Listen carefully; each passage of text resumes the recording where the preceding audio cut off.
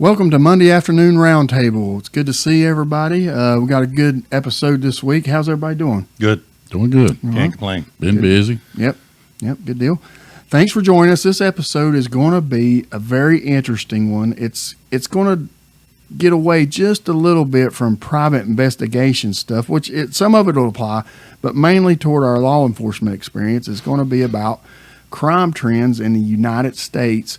We're going to look at the history and even a contemporary look at what today's stats compared to even very long history plus our history in law enforcement where we've seen it firsthand. David, you want to go ahead and get us going on that? In talking about putting something together for this week, we were talking about crime trends, some of the stuff we were seeing on the news and how it was affecting the prison population, how it was affecting our judicial systems, and that's how we were involved with it as former law enforcement officers for sure, but now as private investigators. And as a law enforcement officer, we felt that we were always doing the right thing. We were putting people in jail, and that was a good thing. But on the private investigative side of it, sometimes we look at it and say, well, there's a little bit of disparate treatment there sometimes, and maybe we got to work on this in some way or another. But that was how it was kind of brought up, you and I talking, and we were having lunch the other day, and you mentioned a story, or that you had heard a documentary based on that. After Roe versus Wade, crime rates went down in the 60s. Well, it took a little bit. It took about crime rates were very high in the 70s and 80s, and we'll talk about that. Yeah. But let me pull up the documentary. I got it. Yeah, and it's interesting the fact that, but it makes sense when you think about it. And it took about a 10-year period. Well, the documentary is called Freakonomics. It was made in 2010. It was based off a book in 2005, but the documentary it's 3 or 4 stories, different documentaries, and one of the 4 is about crime trends and how they were lowered. And this is not really a discussion about abortion, whether you like it or not, or a political look. And this is more just a research that they did. And they didn't start out with looking at abortion. They started out that in the 80s, crime was through the roof. And there's reasons. I mean, and y'all seen that in your career. I mean, they said it was really, really, really bad, and they were expecting the 90s to be worse because it got worse from the 70s into the 80s. And as the 80s got later, it got worse and worse. So they were expecting the 90s just to be the Western. Free-for-all. Well, the opposite happened. It went down. It went down drastically. And they were looking for these reasons, and they were researching, and they couldn't find anything through a scientific look that would explain it. There was laws passed, the Clinton crime initiative where they put 100,000 new police officers on the street. They did. They locked up. They made it stricter, which is kind of, we'll talk about that here in a minute, where more people went to prison, but there was a negative aspect of that we see later. But anyway, they were saying, well, abortion became legal in 1973. Well, 18 years later was 1991. They started saying that crime started lowering each year from 89, 90, 91, 92, 93, and they were basing the theory on that there were less unwanted children, which were less stress on the system, juvenile system, foster parents, adoption, crime, healthcare, all that, and they were saying there was less crime by youth. Most crime, believe it or not, most people believe this, is by younger people. So there was less property crime, less major crime, all this, and it stayed like that till even we'll see there's crime rate increases in the last couple of years due to the COVID, but our crime rate now, even though it's higher than it's been the last 5 years, is way lower than it was in the 80s. Right. And they were basing this on that theory. And it's I suggest everybody watch the video. Just the other 3 parts of the documentary are good. They're on other stories, but it's interesting whether you believe it or not. But it was, or whatever. Who published that or wrote? The documentary is by several different filmmakers, and the book was Freakonomics. Freakonomics is the name of it. And one of the name people that you'll probably know is Morgan Spurlock. He did a lot of documentaries. He was behind it, but it's Sound interesting. Yeah, it's a good. One of the funny parts, it's not related, but one of the other stories was about sumo wrestling in Japan and how it got criminalized on betting, like where they would throw and it was a big deal because it was all. It was before WWE. No, but it was no sumo wrestling. This was this was like fixed. It's rigged. Yeah, but they but there was 4 different documentaries, but it's really good. It's a good, enjoyable thing, and it's interesting. I'll have to watch it. But regardless of what your religious or your political beliefs, it makes sense. It's after Roe versus Wade was introduced in the 70s, and then you saw that's 15 years or so, change in crime rates there. It just makes sense. It's a good theory, I think. Well, why don't real quick before we get into some other data, why don't you and Tim talk about the 80s crime, because I didn't start till the mid to late 90s, and it was still, I could see crime dropping every year that I worked. Like but y'all were in the damn. You need to take credit for it, Tim. No, actually it's y'all. No, that's not what I meant. But it's the people that came before me. Well, I seen it, the work that people did before me. I reap the benefits of people like y'all. That's what I'm saying. I can remember a year in the 80s. I can't tell you which one, maybe 80.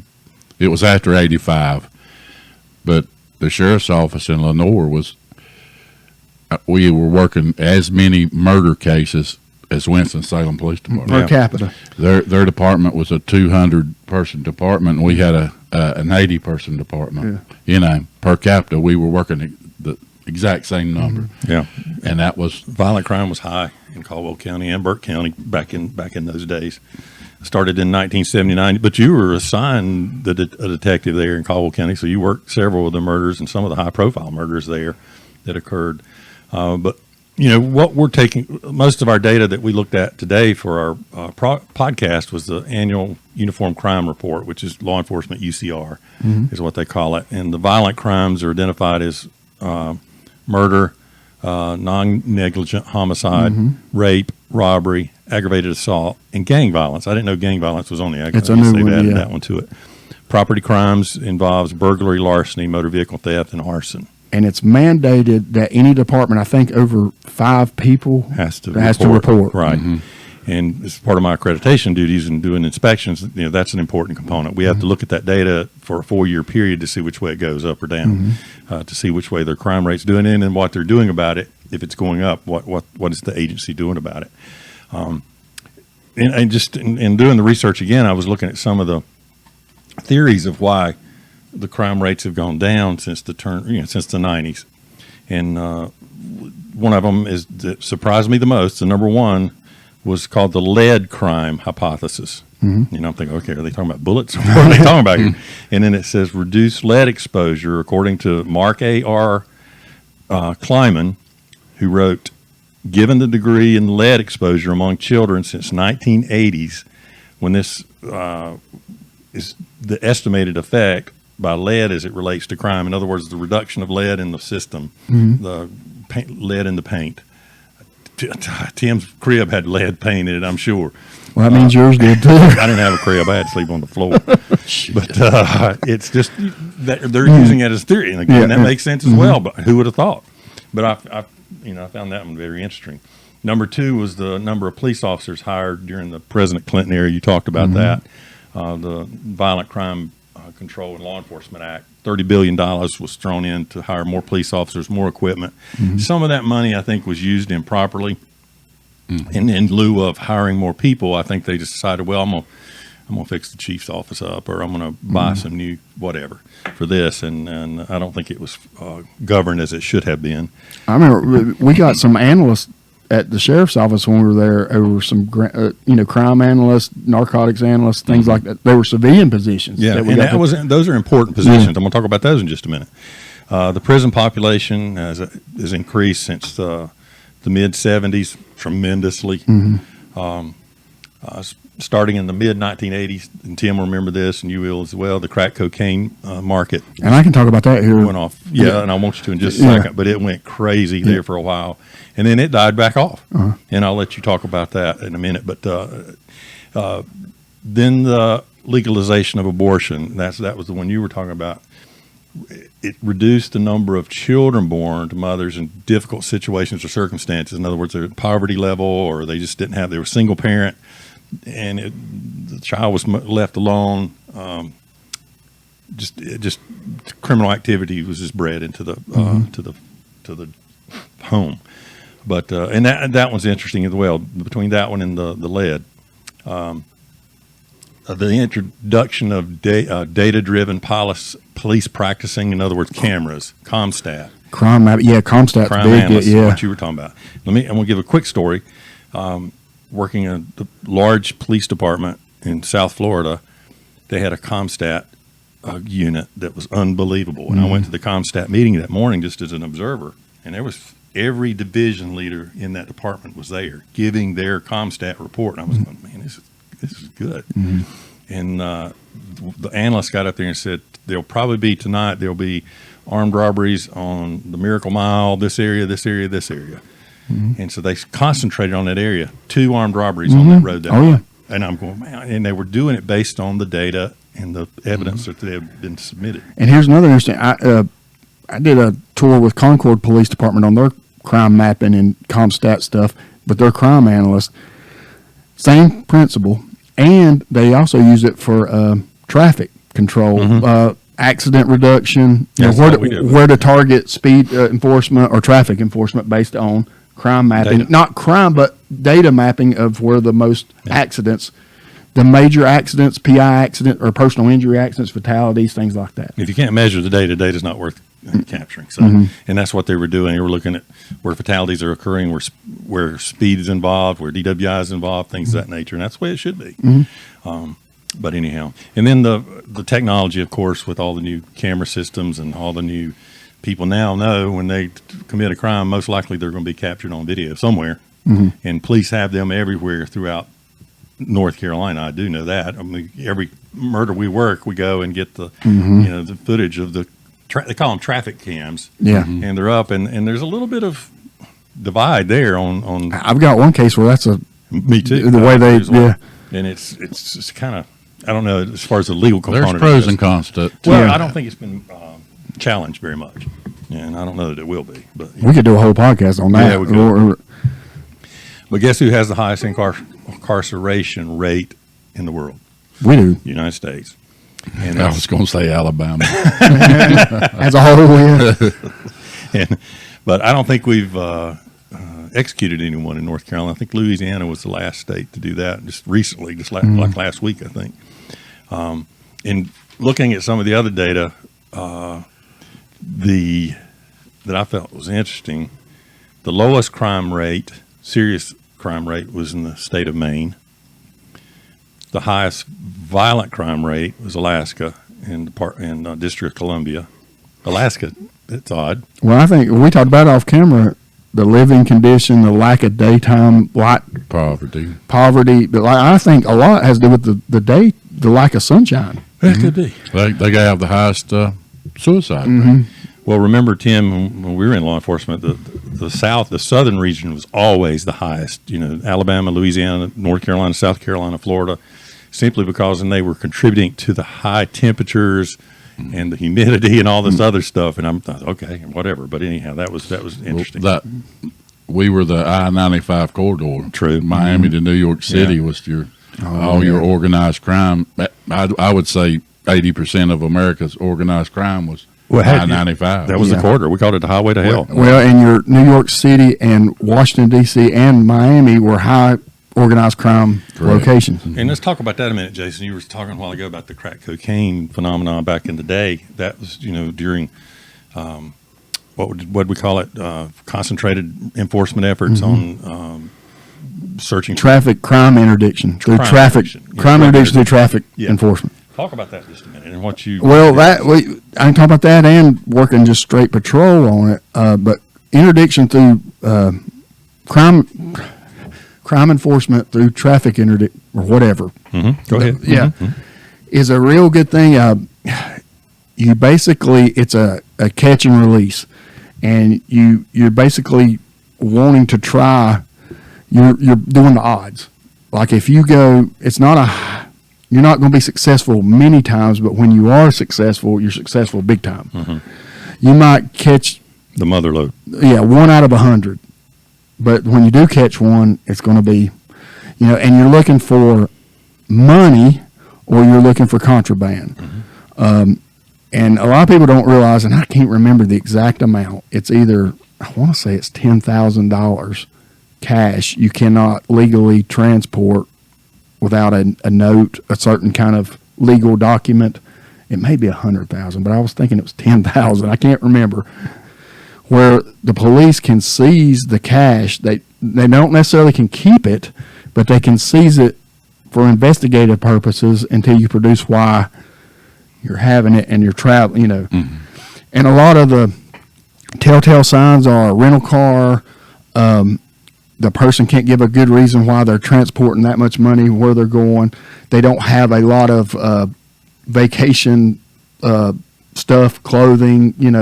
It appears that they're going for a day or day and a half, 2-day trip there and back. Fast food. Well, that's containers in the car. In the 80s and 90s, the mules they were hired. They were hired. Take this car to Miami. Yep. Drop it off to Bill. Yeah. And fly back home. And they didn't know what was in the trunk. Well, and there's a true story. It's the Clint Eastwood movie. Is it called The Mule? I can't remember the name. Yeah. And it's based on a true story. And they said the crime trend was to get older, like 65 plus. They were not targeted. Yeah. They were not, profile. And we would, and it is profiling. We were taught to utilize certain techniques, and it wasn't necessarily race, like you think about profiling, but it was different. It was profiling. It was different cars. Like certain cars it was easier for them to hide using aftermarket hiding locations. Right. But when you see a law enforcement vehicle parked in the median on the interstate, parallel, that's to what the you interstate. want. I know, but you're profiling when you do that, Yeah. and you're profiling drugs is what you're doing, or drug couriers. And But let's look at the legal component of that. All right, you see a car, and you see, okay, that's a 2020 Highlander, whatever, and you see whatever race the driver may be or whatever, and you pull out. They're looking for reasons to stop that car after that. That's a pretextual stop, which is legal. True. And we were taught to use a marked car, to be in a location where you can see it from as far away as possible. You want to elicit a reaction from the driver. Now, I'm not going to tell you what the reaction is because, I wouldn't think that, surely to God, we don't have drug traffickers listening. We've got all kind of listeners, but it doesn't matter. The reaction we were taught to look for was, I see the marked unit, I'm not even going to look at it. The natural person's going to look at it. You were also looking for speed limit perfect, within 5 to 10 miles. So it's hard to develop. It's not hard if you can develop reasonable suspicion on a track. It could be something as simple as they went left to center, or they went right off the roadway, or they didn't use a turn signal. That's enough to stop, but you want to develop as much as you can. And on an interstate, especially if you're a state agency, you got plenty of tracking time. Yeah. You can follow somebody for 5 miles. You're going to develop enough reason to stop them. Traffic. Anybody. Yeah. Anybody. So, I think eventually that might be challenged in court. And it has. We had a trooper. Or overturned in court, maybe, Right. possibly. On our interdiction team that was just the best of the best. He went all over the United States teaching, and he may have taught some of your courses, I don't know, but he was just really good at what he did, and he could find them. And he was getting like Tim was talking about, trunk loads of money going up 95. And these folks would say, the mule would say, I have no clue. I was just given the keys. Told to take it to A and B. And so then we had a forfeiture account that was off the charts Yeah, at that point. And we even talked about that, how And departments make money, revenue. big time. But before I could spend one penny of that money, I had to go before the General Assembly and say, this is what I'm spending it on. It had to be on certain things. And drug related or drug Accountability. Yes, and it was a good thing, and I liked the way they did that. I'd get challenged from time to time.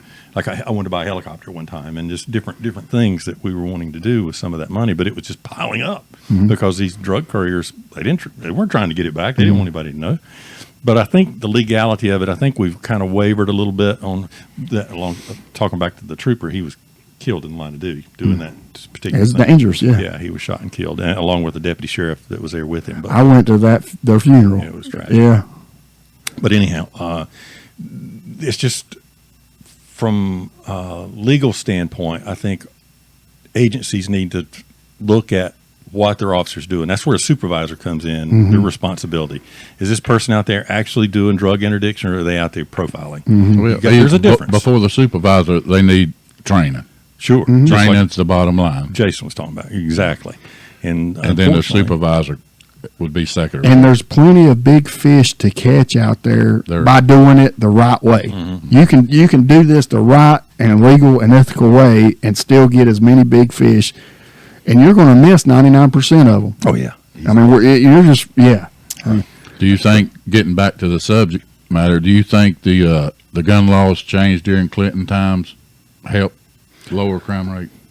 I think it lowered the violent crime rate. Yes, I do. I think there's substantial evidence to show that. The only thing that I would negate that is some of those laws were executive, or what do you call it? And they were temporary. So Right. then they ping pong back and forth. They changed from So I Party think to party. it would be interesting to look another 10 years from now to look, hey, you've got this executive decision, then it expired, to watch the trends on that. And one of the other theories was the immigration situation that we're experiencing right now in Texas. I was listening to an interview the other day with the customs director, and he was talking about organized crimes behind this. Absolutely, yeah. With the fentanyl shipments that are coming into the United States now, and we're dealing with these fentanyl deaths that we're getting cases with. those people crossing the border are not bringing that in. No. But they're trying to say it's a they are. distraction. Yeah. It's a But distraction. yes. But there are people coming through that. Because the that border is so tight right now, they're saying we got to get an opening. We got to find an opening quick, and if we can put thousands of people at this one location, we can go in over here. Yes. And that's what this guy's saying, and he's spot on with It's that. strategic the way Very it's much so, and I think organized crime's behind a lot of the. And I'm not just saying organized crime, the mafia. I'm talking about organized crime, Mexican cartels and things of that nature. It's off the charts right now with the drug It's a industry. chess game. It is, and I think our war on drugs and our racism the way it is right now, and our drug problems like we have. I think we have some work to do in law enforcement. A lot of work to do. I think we got to get back to the core problem, the core issue, and see what's the root of the problem, what's going on, who's doing it, why are they doing it. But they're just trying to keep up. I know what's going on. They're just, they're getting call after call after call, and it's just, they're not getting anything done strategically. One thing you could look back to in the 80s, if you want to talk about homeless people, we in Caldwell County, we knew every homeless person by first name and last name and address. Not anymore. Now, every small town in USA has a problem. Oh yeah. Well, we have it right here in our little town, but it's Asheville is just off the chart. Everywhere. Go to Charlotte, go to Atlanta.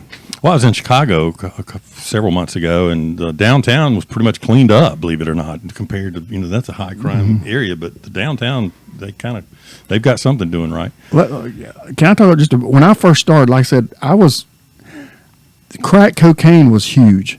And in the 70s, cocaine was a high society drug. It was a lot of money. Rich person. Yeah.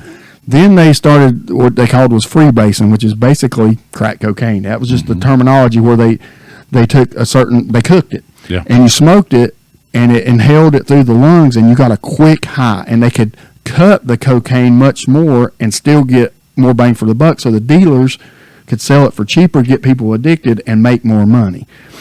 This went wild. When I first started, you had open air drug markets where you go into high crime areas on patrol. There would be 100 people at 2 a.m. standing on a street corner.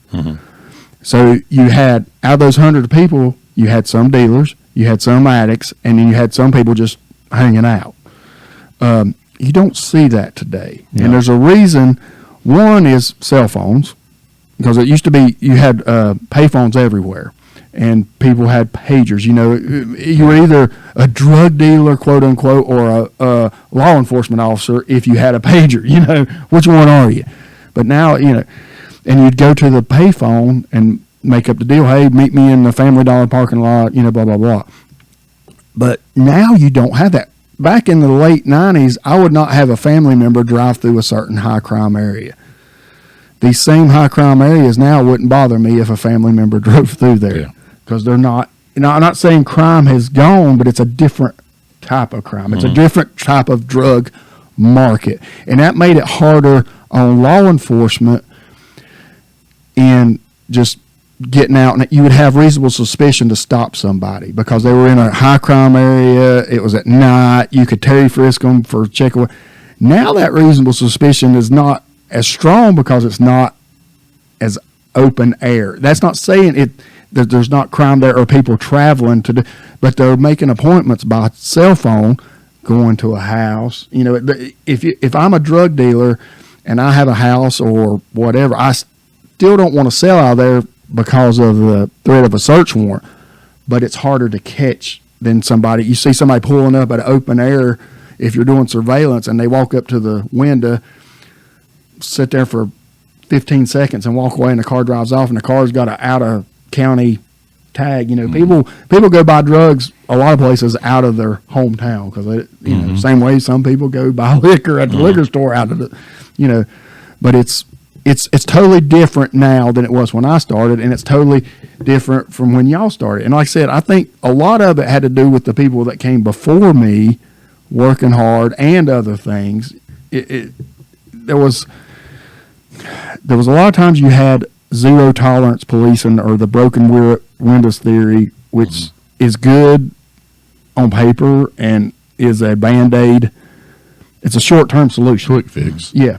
You can't you can't solve a problem by arresting your way out of it. It will solve problem, and I'm not saying you shouldn't arrest, but just let's put everybody in jail for, you know, jaywalking. So one of the better things I think we did in North Carolina was the Fair Sentencing Act. And you remember that, you know, where it basically puts you in a criteria with mitigating and aggravating factors, and kind of that's where you were in your sentencing function, which made it balanced for everyone. However, I think there's still some issues with our court system and our judicial system. To me, the kind of that, it takes the power of the judge away. It does. I don't like that. Then a judge, he's only a referee.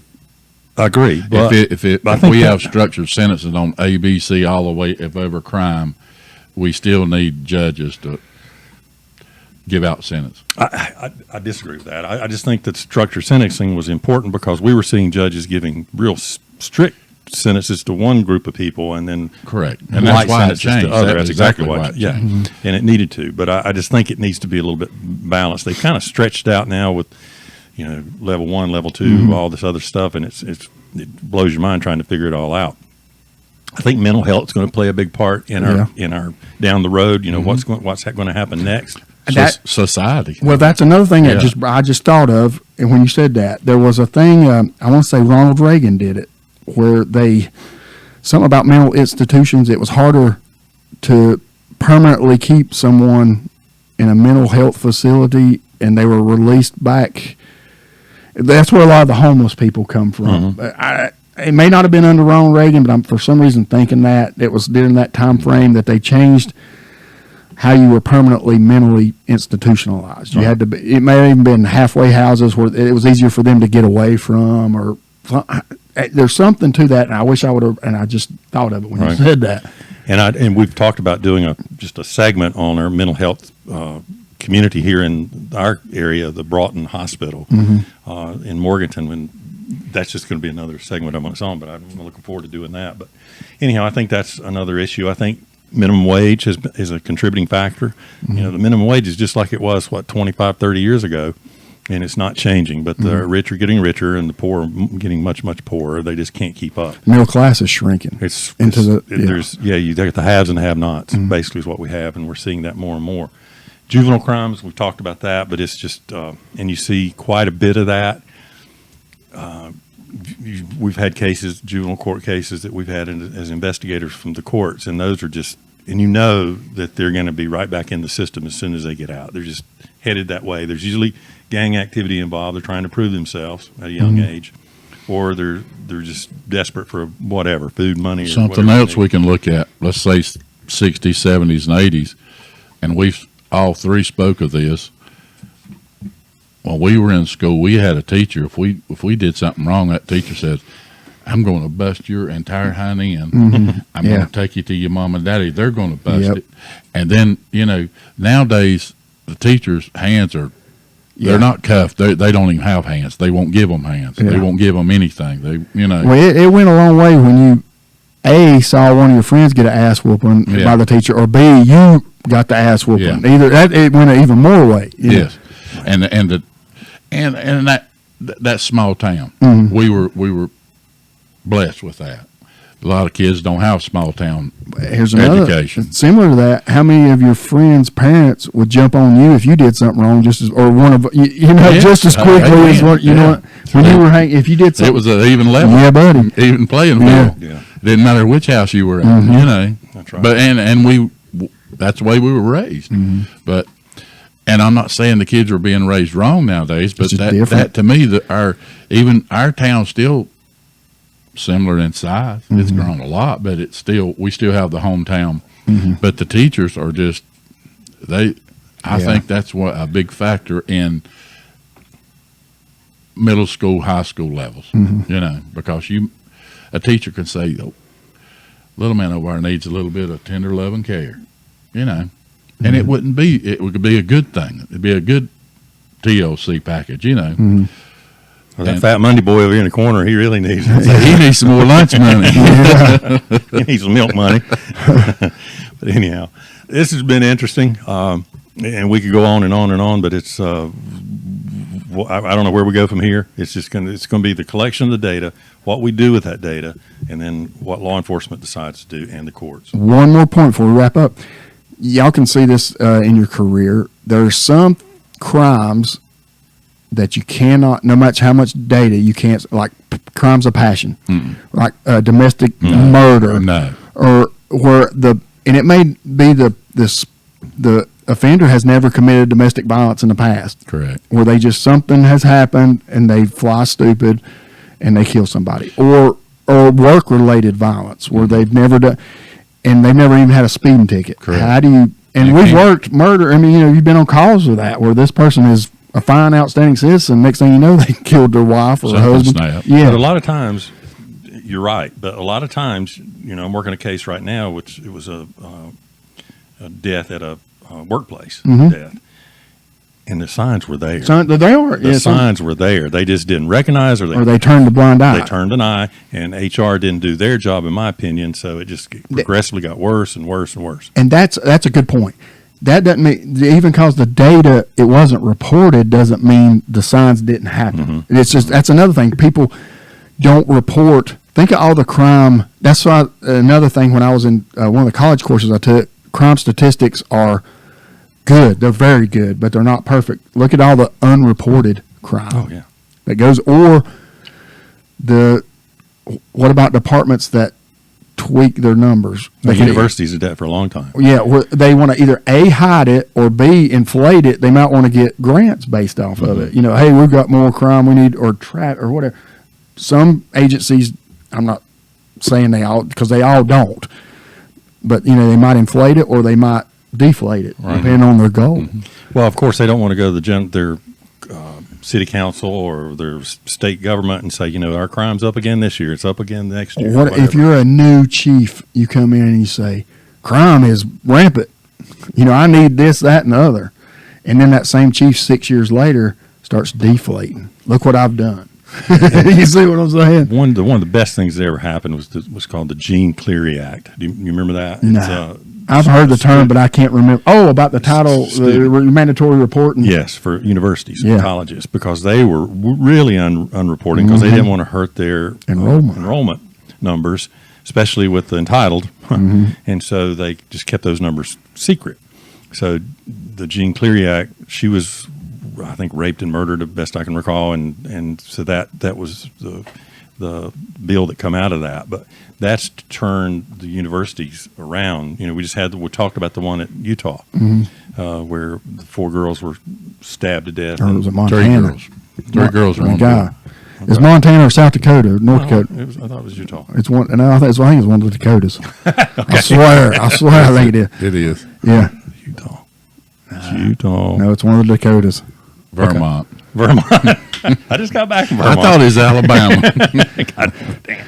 Anyhow, but we're just we're getting off topic here a little bit. We got a good last call coming up. I'm gonna surprise you guys a little bit, but it's I think you'll enjoy it. But Yeah. It's been a good episode. We'll touch base again. I'd like to hear the feedback on this one to kind of see what our viewers think. This is something that's not going to go away. Of course, the numbers prove it for sure.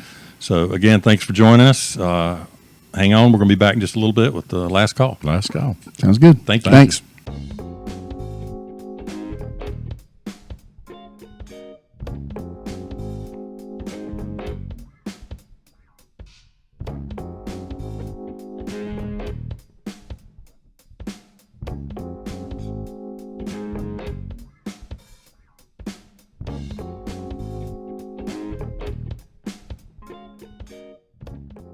Welcome back, Monday afternoon roundtable. Our favorite part, last call.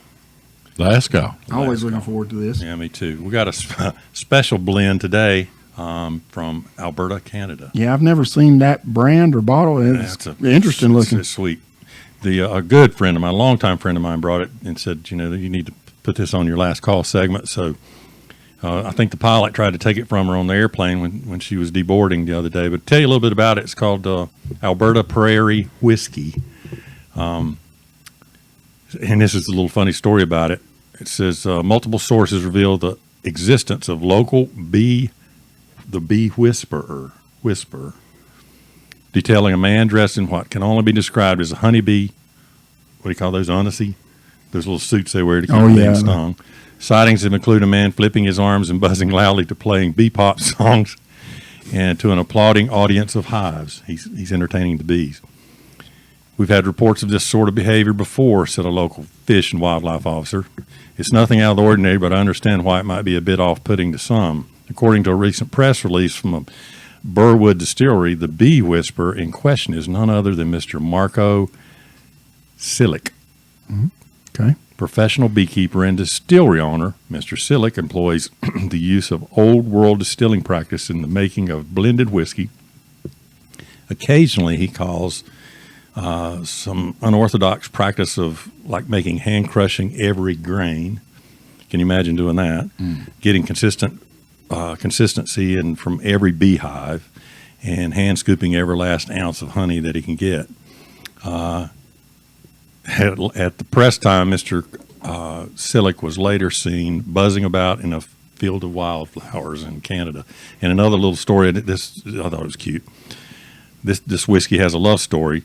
Here we pay homage to two Alberta's most treasured resources, the barley farmer and the beekeeper, a truly novel marriage between our rich, full-bodied single malt whiskey and our distilled barrel, aged locally with honey spirit, considered an invitation to fall in love with Alberta's famed farming heart. Where was it, What's Tim? the name of it? It's called it's from the Burwood Distillery, but it's called the Bee Whisperer. But where was it that it said something about that the stories got bigger or something? Right there underneath, right there. Go to the right there. Okay, it says all of our stories contain a grain of truth. They just grow taller with whiskey. Amen. Sounds like us. Yeah. And I hope everyone enjoyed our segment today. We talked about crime trends in the U.S. and where we're seeing them and what we saw and during our careers in law enforcement. I think it was a pretty good segment. Oh, yeah. What did y'all think? Just going back to last week, what did you think about the Johnny Walker? We forgot to give it a rate. We did. We kind of mixed it up last week a little bit. Like I said last week, I am not a Scotch. I'm just like you might like Ford and I like Chevrolet. That's just the bottom line. I don't like. I mean, that was not a bad drink. That's the first time I'd ever had Scotch. So, and I would give Johnny Walker Black. I would give it a solid 7. Solid 7. All right, Jason. I was expecting the worst, so I got something good out of it. The the taste was it wasn't bad. It just wasn't a taste. It was a kind of a front end bite. Yeah. Yeah, the bite was very. I didn't think it was bad. I thought it was smooth. I thought smoothness was great. I'd give it a 7.5. Okay, I'll go with that 7.5. It was good. I enjoyed it. It was a little bit brisk for me, but let's try this. This drink is one of the lightest colored whiskeys I've ever seen. What proof did you say it was, Tim? 90, yeah. 92. 92 proof. Cheers. Cheers. Cheers. Good Everybody podcast have a today. good. Wow. Real good. I say that every week, I think, but you got a funny face there, buddy. No, that's good. You like it? Yeah, that's very good. Yeah. No, I mean it was. But we're all fans of Crown Royal, and that comes out of Canada also. Yep. So You're not going to go wrong with Canadian whiskey. I don't think so. That's It's not a hard kick. It's a good kick. It's a back end bite, like you were talking about with John. I thought it didn't hit. The kick didn't hit till, or the bite didn't hit till you got. to all my Canadian friends, the Canucks. Hey. Is Alberta in the Pacific Northwest of Canada? No, Alberta's kind of in the middle. Yeah, somewhere along there. I can't remember all the provinces. I just remember going to Saskatchewan one time to do some work. I read something the other day about Canada that 90% of the population lives in 10% of the land. In 10% of the land, in the lower portion of the. And it's one of the. Is that not the largest? They're the most kind people you've ever met, and every time I've gone to Canada, I've enjoyed it, and they've treated me well. But the one time I was there, they took me to the Royal Canadian Mounted Police. Famous. Yeah, RCMP, and they let me do. They do the horse guard every morning, where they do the horses, and that was impressive. But that night we decided we'd go out for some Canadian whiskey to have a few drinks. And that group, these guys were big. I'm big. These guys were big, and so they're country fed big. They're talking pure shit about hockey. Well, I know zero about hockey. At that time, it was a long time ago. Our little Raleigh team had really just gotten started. We weren't even ranked, I don't think. But I'm sitting there and I'm going, all I knew was that the cup was what you won at the end. So I was telling them about the third Crown Royal. I said, we're going to win the cup this year. And they laughed. They thought that was the funniest thing. They talked pure shit about me the whole week. We won the Stanley Hurricanes Cup that year. Yeah. So I got the last word. Any local shout outs? To Maryland for giving us this. Yeah, thank you, Maryland. We appreciate it. Town of Road is celebrating 120 years. I saw that, and that's it. Have you ever read the book from Sherry Hartsoe? Sherry, no, it was, but I'd like to. I was told in middle school by our librarian that the town of Roadhiss was named after the family Rhodes and the Hisses. That's right. Then they combined it. I don't know. And everybody's got the folklore of the flag being made in Roadhiss that landed on the moon. It's on the moon. Yeah. They made the material, the fabric. The fabric from Burlington Mills was made, and that's a shout out to all those guys. Is what the flag is, so you know that. Yes, it was. All the still fabric, there. And they had There's a damn Dollar General right there beside us. There's a picture that was in that main office there, and I used to go. That was one of the prettiest pictures of Neil putting the flag in the moon, and it was about a 4 foot by 3 foot picture, and it was gorgeous. And I like. Yeah, it was whoever ended up with that. I'd like to get Sherry on their show sometime. She would come. I talked to Sherry maybe 2 months ago. And I know y'all too as well, got a soft spot for Roadhiss because we have so many friends that are from there or grew up there. And it's a mill village that was partially in Caldwell County and partially in Burke County. And there are several towns or communities like Roadhiss, like here in Lincoln County is High Shoals. It reminds me so much of Roadhiss because it's got the mill houses, the mill, and it's in Gaston County and Lincoln County. And it's set up the same way. I mean, there's more hills in Roadhiss, but if you look at the houses, the way it's based around the mill in High Shoals, it's the same exact. Well, in Granite Falls was the same way. We had the mill. I was raised in a mill house, but as was Tim. But back then, they had the employees' mill house, and you had your supervisor mill house, and the supervisor's house was a little bigger, had one more bedroom. And the reason I'm thinking about is Roadhiss and High Shoals being in two counties is because the mill was based at the river, and a lot of times the river you had to have separated the county line. Correct. Plus, that was where your power supply was for the most part. And it was, And the Granite Falls mill was, it was, the only difference is it was not on, it didn't stretch over a county line. right. But the road history's got a lot of history, a lot of rich history. Good, solid I'd love people. to get Sherry on Sherry's, the show. Sherry's son's practicing to be an attorney. Is that right? I didn't know. Another local shout out to the Longview Police Department for solving Amen. a 15-year, I think it's 15 years maybe. 15 That was the year gentleman murder that case. was Murder. walking on armed robbery at a. No. This was a robbery in a parking lot of a business after hours. Early morning. Early morning. Gotcha. That, He went into work or something to fix something. shout out the Longview Police Department and FBI. Chief Bates. Yeah, it's good live. SBI, FBI, all, but it takes, you got to continue, Never giving up. Never Just give keeping up. it alive. And I'm sure the family and friends of Mr. Green are And see, he was a Caldwell County resident.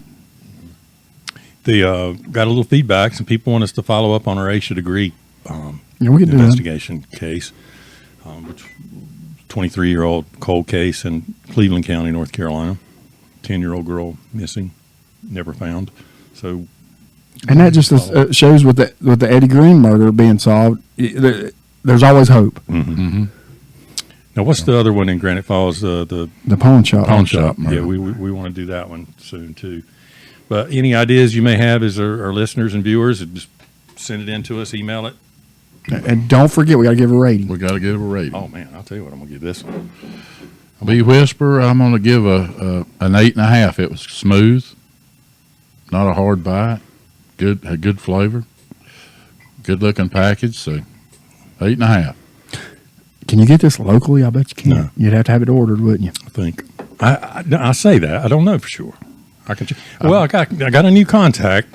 Ethan turned me on to a local guy here, and he told me whatever I needed, let him know, and he'd order it. And if he couldn't get it, he'd let me know that too. Okay. So I'll try. I'll see what I can do because that's good. What's the score? That's the best I've had. Really? Yeah. It's good. I absolute best. It's smooth. I would if I could give it 11, I'd give it an 11. There you go. So that's a 10. That's a first. I've We've never had 2 10s now. gave a 10. No. I don't think. No. And David's gave a 10. And I you have to gave my it. crown though. that is the best I've ever had. Yeah, it's, I mean, if you can taste that honey flavor a little it bit. was so the flavor and the smoothness was unbelievable. And I got a little Both. chest cold going on, so it's going to help. That Enough bite to let you know it's there. Yeah. it's a great drink. I'm going to give it a 9.5. Yeah. And the only reason I'm giving it a 9.5 is I give my crown a 10, so I don't want to. And this is close second. Again, it's Canadian whiskey. You're not going to go wrong. Anyhow, Yeah. So again, thanks for listening.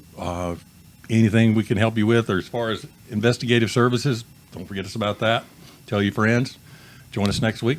One last thing. Okay. I want to do don't forget, I'm a certified personal trainer. I had my first. Now I've had some clients that were through my internship, but I've had my first client yesterday. It was not through my internship. shout out. 62-year-old male did a great job. Come in here, busted his ass, did a great 100-minute, 1 hour workout, gave him a plan, a 3-month plan, and a nutrition plan, lifestyle plan. I look forward. He's really excited. He did a great job. If anybody's interested, let me know. Good. Are you going to track his data? Or, Yeah, or is he- yeah, and he wants to do it as well. We're going to do it together because he really wants to. I showed him how we're going to do the record keeping and tracking everything. That'd be a good portfolio. Well, I'm at that age running to start concentrating on it too. We're all works in progress. Oh yeah, that's right. You need to lay off the liquor then. This is not bad. Well, now, my doctor even told me that. Said, if you do, she said, how much alcohol you drink? Moderation. And I said, I do a bourbon tasting every week. She said, keep doing it. She said, you can do more than that if you want to. What's your doctor's name out there? Let me tell a quick story right quick. I was in a little bar the other night having a drink. Guy comes in. Here we go. I'm going to tell you about my brothers. I was sitting there. This guy come in and he was just. Now, I'm going to put a caveat to this after Okay. you say it. He was a dick. But go ahead. The part that you're going to say is, I live much closer than Tim. Well, so I'm I'm going to give Tim Tim lives 45 minutes away. And who called you within a minute after the text? I did. Yeah. Called who? Saying Why did you call me? Well, you were getting ready to get in a fight. You didn't need to take a phone call. I was like, Jason, you want me to come down all the way to Laketon? I'm in a bar enjoying a fine drink, and some guy that ADHD or whatever come in and just scraping his shoes on the concrete, and that makes my hair stand up. And he kept doing it. And I'm sitting there and I'm going, please, man, don't And I look at him, and I see him tell the bartender, I'm getting on this guy's last nerve. Watch this. And he kept doing it, Just being a prick. Well, an older man than I behind me calls his ass out. I said, dude, it's rude. Quit doing that, please. I said, you're aggravating everybody in here. He said, I'm just messing with my wife. And I said, I don't care who you mess with. It's Ballard and us. Mm-hmm. And this guy was big. He could have wore me out. But I wanted to tell him. I didn't tell him. I started to say, look, dude, you're going to be embarrassed either way. Either you're going to whip an old man's ass in here, or an old man's going to whip your ass. One of the two. It's going to be embarrassing either way. Mm-hmm. But here's what my deal was. So I texted my two brothers. Text both of them. I said, look, I'm in a little bad situation here. I'm either getting ready to get my ass whipped, or I'm going to whip somebody's ass in this little bar. I might need some backup. Younger brother here, just ASAP. On my way. Do I need to come on out now? Damn, Cricket's from the middle brother. Crickets. He lives a long way. It would take him 45 minutes to an hour to get there. So Crickets. I was going to text, say, just tell me what hospital you're going to. I'm going to get you. I could have been there in probably 15, maybe less. But damn. I thought if either one of y'all would call and say, I need a little help, I know. I'd be in the car. Headed that way. You won't even answer your text. Anyhow. We're at the age where we don't want to fight because we've been in so many I don't want to fight. But we won't. I ain't taking any shit. That's it. I mean, but you're at the age where, all is fair in love and war now. You know what I mean? Yep, that guy, he was a big old boy. That's what I was worried. That's why I sent the text. But old men are scary because they don't. Well, he saw the light. Two old men giving him shit. He got his little girlfriend. They tucked tail and left. But that was just rude. Anyhow, that's the way we are. But I should have de-escalated and went over and offered him a beer to shut up or whatever. But I texted my two brothers for some backup. Mm-hmm. Did they show up? One of them was going to. Well, I was in my pajamas already. Damn, it wasn't 7:30, Jason. I'm an old man. I'm more older. I live older than you do, and you're older than me. Anyhow. Thanks for joining us. Hope you enjoyed it. Have a good one. See you next week. You.